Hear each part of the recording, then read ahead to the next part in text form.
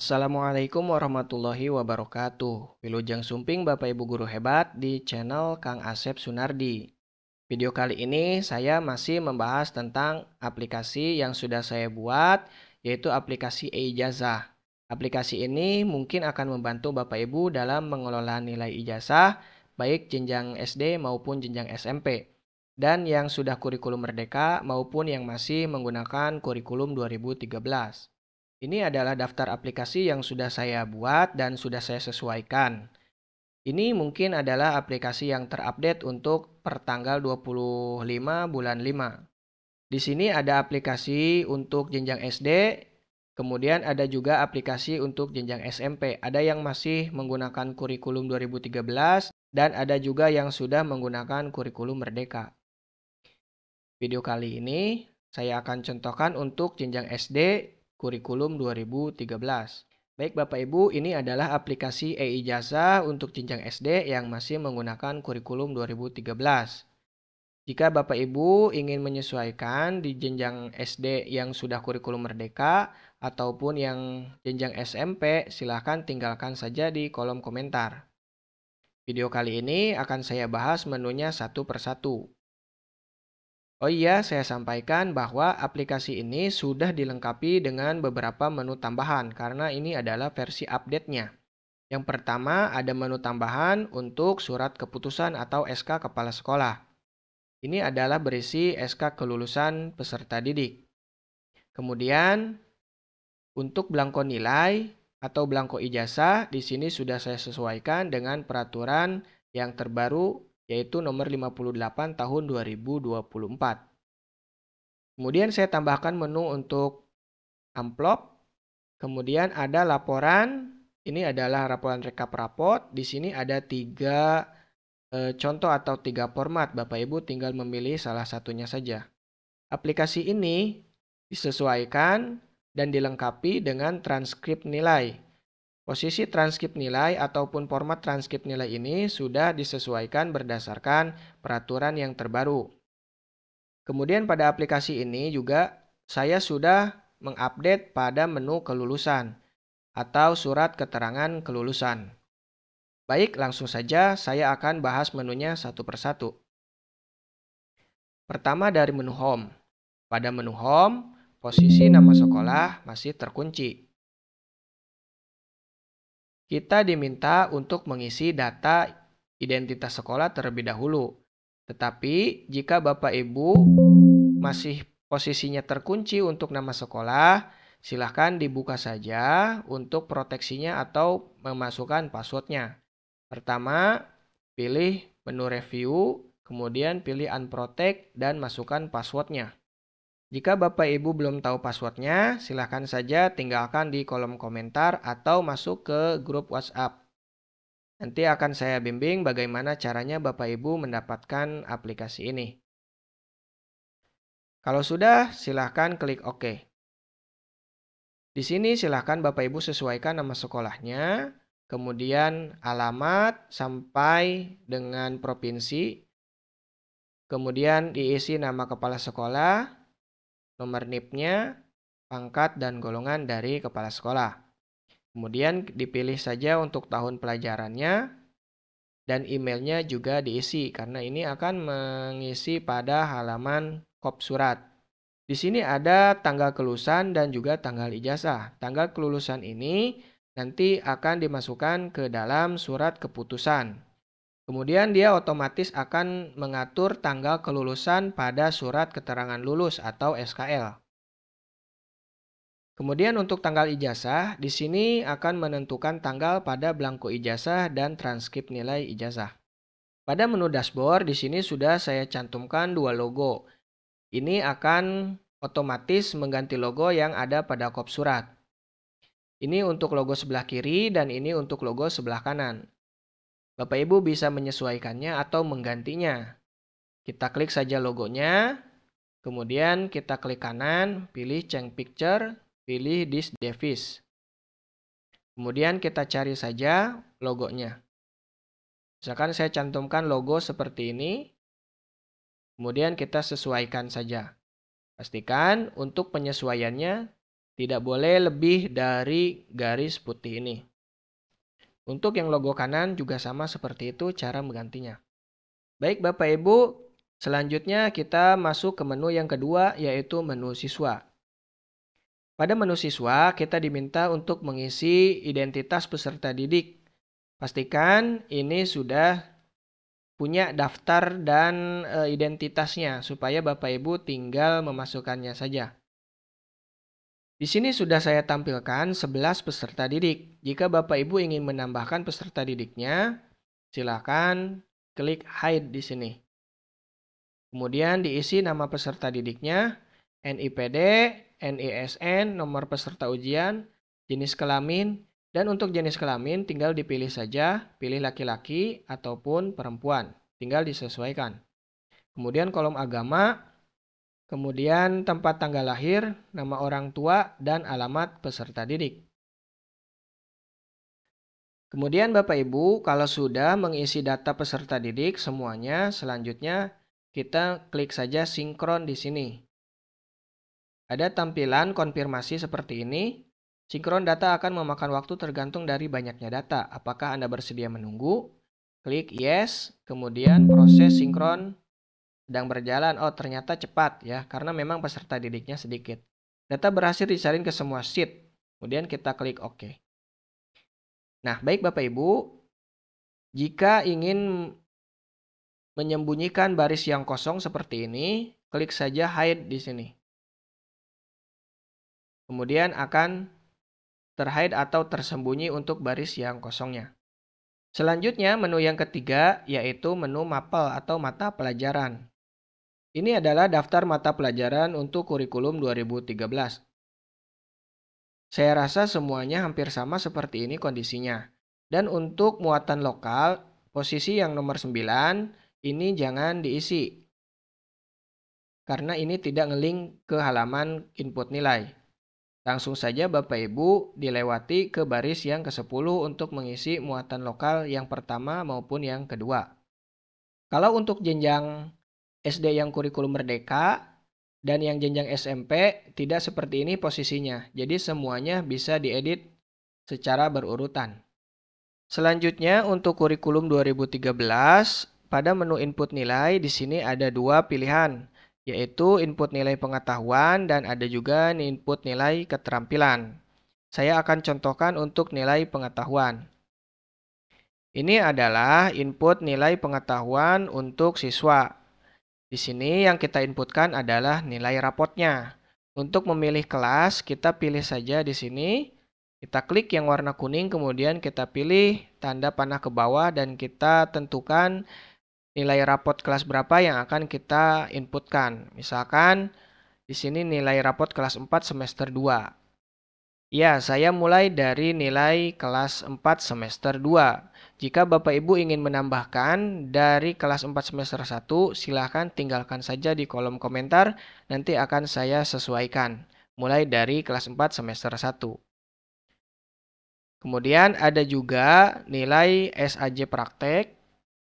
Untuk nilai SAJ praktek, di sini silahkan ditentukan saja. Jika memang mata pelajaran tersebut ada prakteknya, silahkan diisi. Jika tidak ada, silahkan dihapus saja atau dikosongkan seperti ini.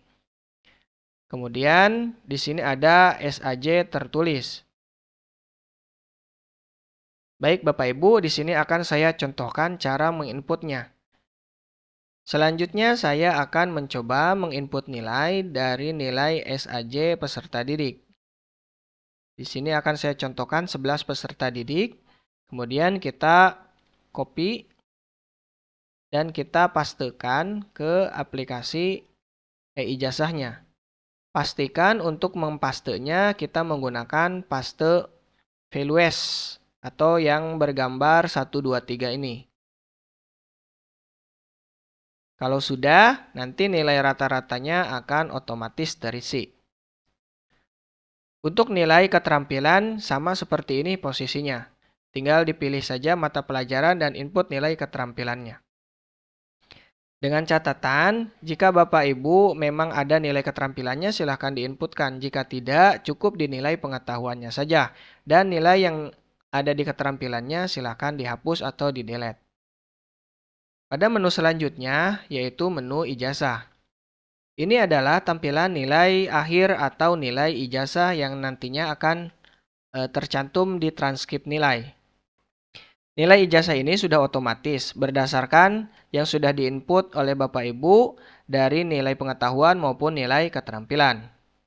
Kalaupun memang salah satu dari nilai pengetahuan ataupun nilai keterampilan tidak terisi, dia akan secara otomatis tidak dihitung. Pada menu ijazah ini tidak bisa kita edit. Ini hanya menampilkan nilainya saja. Yang bisa kita edit adalah bobot penilaiannya atau bobot persentase nilainya. Pertama di sini ada untuk nilai rapot kita kasih bobot misalkan 60%. Dan juga untuk SAJ-nya kita berikan bobot sebesar 40%. Ini kita bisa edit. Jadi untuk nilai ijazah hanya bisa diedit pembobotannya saja. Misalkan mau kita rubah menjadi 70 dan 30%. Secara otomatis nilai akhir ijazahnya akan menyesuaikan. Kalau kita kembalikan 60% banding 40%, maka nilainya juga akan secara otomatis. Selanjutnya di menu yang keenam, yaitu ada foto. Pada menu foto siswa, Bapak Ibu bisa menambahkan foto peserta didiknya, mulai dari peserta didik nomor urut 1 sampai peserta didik nomor urut yang terakhir. Foto yang Bapak input akan muncul nanti di surat keterangan lulus atau SKL. Cara mengganti fotonya atau menambahkan fotonya, Bapak Ibu tinggal klik saja di sini gambar gembok untuk membuka proteksinya. Kemudian klik saja OK jika ada tulisan seperti ini. Kita masuk ke menu insert, kemudian kita pilih picture, kita pilih place over shell dan kita masukkan fotonya. Contohnya seperti ini, tinggal disesuaikan saja.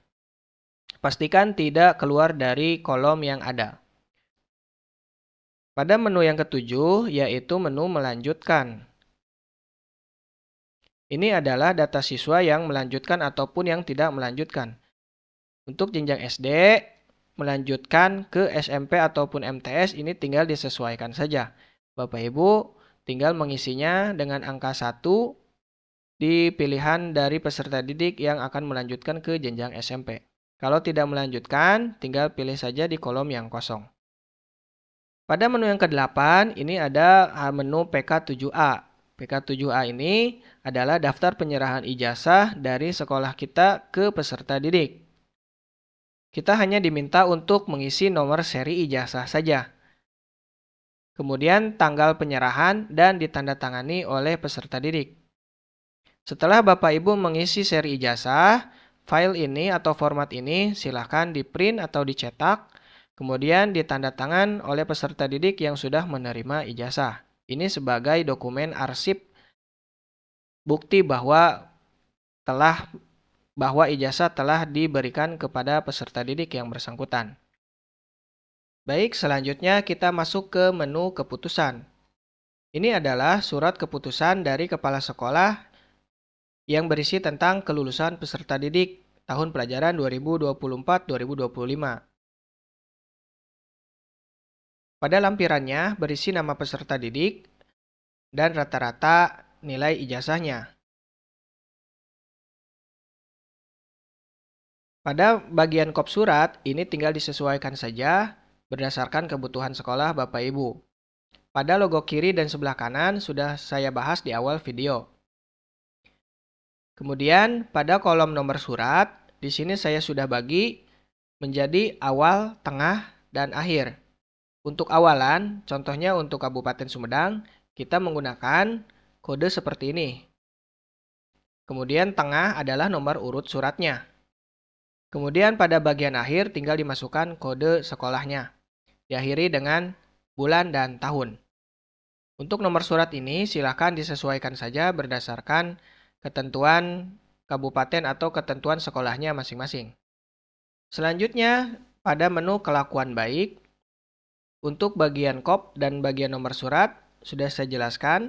Kemudian di sini ada surat keterangan kelakuan baik. Di sini sudah otomatis, Bapak Ibu tinggal mencetaknya saja. Kita pilih nomor urut siswanya, misalkan ini nomor urut 1. Kemudian ketika kita pilih nomor urut 2, maka nama dari peserta didiknya secara otomatis berubah. Begitupun dengan data yang lainnya. Kemudian pada menu belangko, ini adalah tampilan dari belangko ijazah untuk jenjang SD. Ini sudah saya sesuaikan berdasarkan peraturan yang terbaru nomor 58 tahun 2024. Untuk menu selanjutnya yaitu ada menu amplop. Jika Bapak Ibu ingin membagikan surat kelulusan menggunakan amplop supaya terlihat rapi, Bapak Ibu bisa mencetak format amplopnya seperti ini. Pastikan yang dicetak adalah amplop, bukan kertas yang lain. Pada menu laporan, ini adalah laporan rekap nilai rapot beserta SAJ. Di sini ada 3 format yang sudah saya cantumkan. Untuk format laporan yang pertama, tampilannya seperti ini. Yang membedakan ada pada nilai rapot atau nilai SAJ yang tampil di sini. Untuk format yang pertama, ini lengkap, mulai dari nilai rapot, kemudian nilai SAJ, dan nilai ijazah. Untuk nilai rapot saya cantumkan mulai dari semester 8 sampai semester 12 atau dari kelas 4 semester 2 sampai kelas 6 semester 2. Saya mengacu pada aturan atau pedoman untuk SPMB. Peraturan yang terbaru terkait dengan SPMB yang baru kemarin disosialisasikan. Kemudian kita scroll ke bawah, di sini ada peringkat. Peringkat ini bisa ditampilkan ataupun bisa disembunyikan dengan mengklik tampilkan peringkat. Jika kita klik bisa disembunyikan ataupun bisa kita tampilkan. Pada menu laporan yang kedua, formatnya seperti ini. Hanya ada nilai rapot semester saja. Kemudian diakhiri dengan nilai rata-rata dari rapotnya. Tidak ada nilai SAJ dan tidak ada nilai ijazah. Untuk lampiran yang ketiga, ini sedikit berbeda karena di sini mulai dari semester 9, bukan semester 8. Dan diakhiri dengan nilai rapot. Kemudian selanjutnya, kita masuk ke menu transkrip nilai. Pada menu transkrip nilai, formatnya sudah saya sesuaikan berdasarkan peraturan yang terbaru. Mulai dari nomor, nama satuan pendidikan, dan seterusnya. Untuk kurikulum 2013, saya cantumkan formatnya seperti ini. Muatan lokal, kemudian berisi dengan isi dari muatan lokalnya. Selanjutnya, menu yang terakhir adalah menu kelulusan atau surat keterangan lulus. Di sini sudah ada keterangan, surat keterangan lulus tahun pelajaran beserta nomor. Saya ulangi untuk mengisi nomor, tinggal disesuaikan saja dari sini.